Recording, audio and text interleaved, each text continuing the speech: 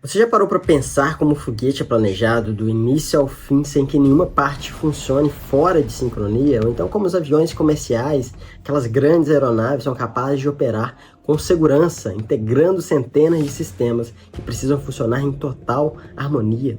Pois é, a resposta para isso está numa área de engenharia que pouca gente conhece e menos ainda entende completamente, que é a engenharia de sistemas. Hoje eu vou te explicar o que ela é, como ela funciona e por que ela é tão essencial, mesmo sendo muitas vezes invisível. Prazer, meu nome é Gabriel, eu sou estudante de Engenharia de Sistemas da UFMG e hoje eu quero te contar sobre Engenharia de Sistemas. E antes de falar sobre engenharia em si, vamos entender o que é um sistema, tá? O sistema é basicamente um conjunto de partes que, quando conectadas, geram um comportamento ou resultado que nenhuma dessas partes sozinhas conseguiria produzir. Isso vale tanto para coisas físicas como um carro ou quanto coisas abstratas também, como regras de um jogo, constituição de um país ou até mesmo funcionamento de uma empresa. O que importa é que o todo tem propriedades que não estão presentes nas partes isoladas. É por isso que a engenharia de sistemas é baseada no chamado pensamento sistêmico, que é uma forma de enxergar um mundo focado em conexões, relações e contexto que elas estão inseridas. A engenharia de sistemas, segundo o INCOSE, que é o International Council on Systems Engineer, que é uma referência internacional em engenharia de sistemas, segundo eles, é uma abordagem então interdisciplinar que permite a realização de sistemas complexos com sucesso. O seu foco está em identificar ainda nas primeiras fases do desenvolvimento quais são as necessidades reais dos usuários, o que os sistemas precisam fazer e como essas funcionalidades podem ser entregues dentro de um projeto viável. Isso envolve documentar requisitos de forma sistemática, pensar em todas as fases do ciclo de vida do sistema, que já vamos falar sobre o que é isso, e desde a concepção até a aposentadoria, até o final do ciclo de vida do sistema. Garantir que tudo esteja em sintonia: operação, desempenho, custos, prazos, testes, instalação, manutenção, treinamento. Tudo isso em sincronia é o que a gente chama de engenharia de sistemas. A diferença dessa engenharia, o que torna a engenharia de sistemas especial, é justamente essa visão do todo.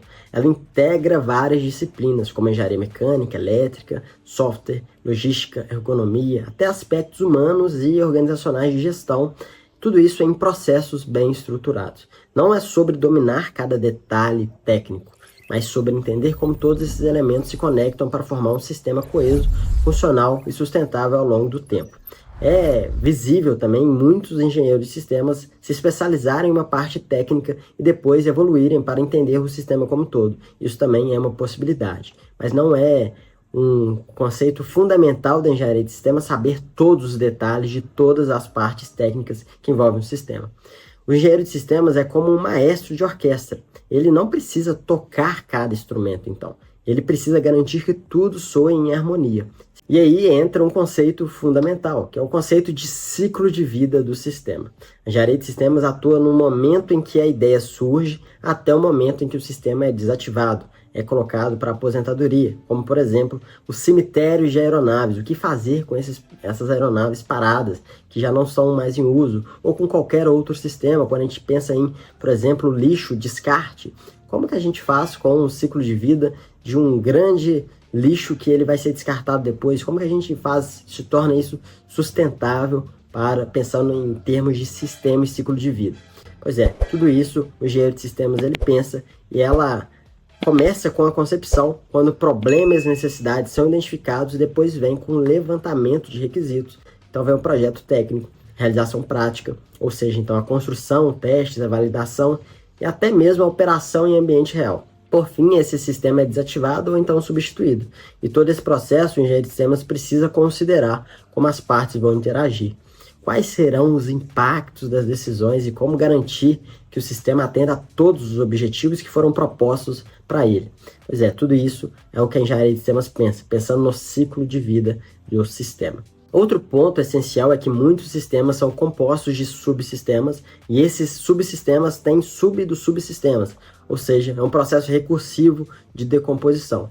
Esse tipo de modelagem, chamada de abordagem recursiva, é a base de estudo, como por exemplo em cursos de engenharia de sistemas da UFMG, onde eu estudo engenharia também na Unimontes, em Montes Claros, engenharia de sistemas na Unimontes, é tratada com uma forma estruturada, conectada com as diretrizes do INCOSE, que é a Organização Internacional de Engenharia de Sistemas. Essa formação de altíssimo nível nessa área, ela é muito alinhada, então, ao que de fato é engenharia de sistemas, que é a integração de disciplinas de engenharia e outras áreas de gestão, por exemplo, colaborativa com uma visão completa do que é o ciclo de vida de sistemas em projetos. Agora você pode estar se perguntando, tá, mas o que ninguém me conta sobre essa engenharia? Primeira coisa é que ela não se trata só de tecnologia.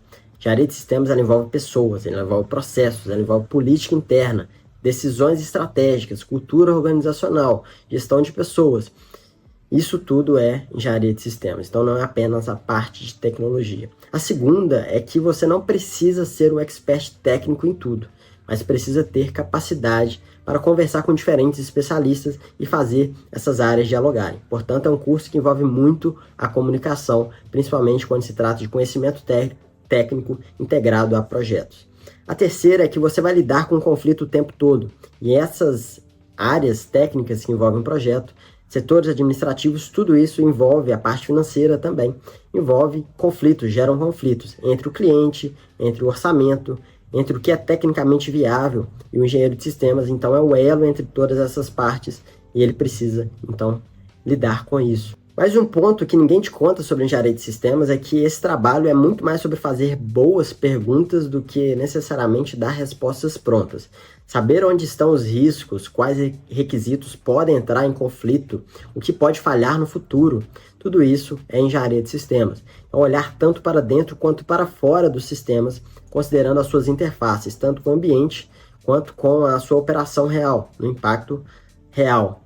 E por fim, mesmo quando o cargo de engenheiro de sistemas não aparece no organograma, o papel dele ele está ali, sendo muitas vezes feito por outros profissionais de engenharia, ou um arquiteto de solução, um líder técnico, gerente de projeto, tudo isso relacionado à engenharia de sistemas. E pensando aqui, um adendo importante é que a engenharia de sistemas ela se trata, na sua raiz, em projetos complexos, ou seja, lidar com complexidade, projetos maiores. Então a diferença é que um projeto de uma aeronave é um projeto complexo, enquanto um projeto, por exemplo, de uma empresa média, pequena, de gestão, se trata mais sobre algo complicado e algo que muitas vezes tem um grau muito menor de complexidade do que necessariamente um projeto de engenharia aeronáutica, por exemplo, que envolve uma complexidade muito maior, um grau de incerteza muito maior e, portanto, a engenharia de sistemas ela se trata na sua raiz com projetos mais complexos. Mas a visão sistêmica, o pensamento sistêmico, ele pode ser aplicado em qualquer projeto. Se você se identifica com esse tipo de mentalidade, saiba que existem diversas oportunidades, então, de atuação, desde empresas aeroespaciais, automotivas, área da saúde, telecomunicações, defesa, indústria, empresas como Boeing, Embraer, Siemens, também Stellantis, empresas navais, tá? De engenharia naval, também exigem engenharia de sistemas. Ao chegar, então, você nessas empresas, você pode começar como um líder de um subsistema, um engenheiro específico, um engenheiro técnico de uma área, e depois evoluir e se tornar, então, mais expert no sistema, então, trabalhado e tornar um chefe de engenharia da área. Então, aplicar de fato com mais intensidade o que é engenharia de sistemas. Aqui vai uma comparação que ajuda a entender tudo isso, tá? Enquanto engenharias tradicionais, como elétrica, mecânica, civil, elas focam em partes específicas, a engenharia de sistemas foca em garantir que todas essas partes se encaixem perfeitamente como um quebra-cabeça e funcionem de forma integrada. A engenharia de sistemas não compete com as outras engenharias, ela coordena todas elas. E no final das contas, entender a engenharia de sistemas é entender como o mundo moderno funciona, porque nós vivemos cercados de sistemas o tempo todo, interconectados, no nosso dia a dia, nas empresas, e cada vez mais complexos. E essa complexidade ela vem de mais incertezas, mais interação com pessoas, com tecnologias novas. Portanto, a engenharia de sistemas é a ponte entre o problema real e a solução operacional, né? O que vai resolver aqueles problemas. Ela conecta a visão com a realidade, une os requisitos aos resultados. Então, a pergunta que ela nos ensina a fazer não é só se estamos fazendo certo, mas sim se estamos fazendo a coisa certa. Se esse conteúdo te ajudou a enxergar a engenharia de um jeito diferente, comenta aqui embaixo. Você já conhecia engenharia de sistemas? Você conhece alguém que se encaixaria bem nessa área? Compartilha esse vídeo, não se esquece de dar o like também no vídeo aqui para contribuir com o canal e se inscreva. Um grande abraço, até o nosso próximo vídeo.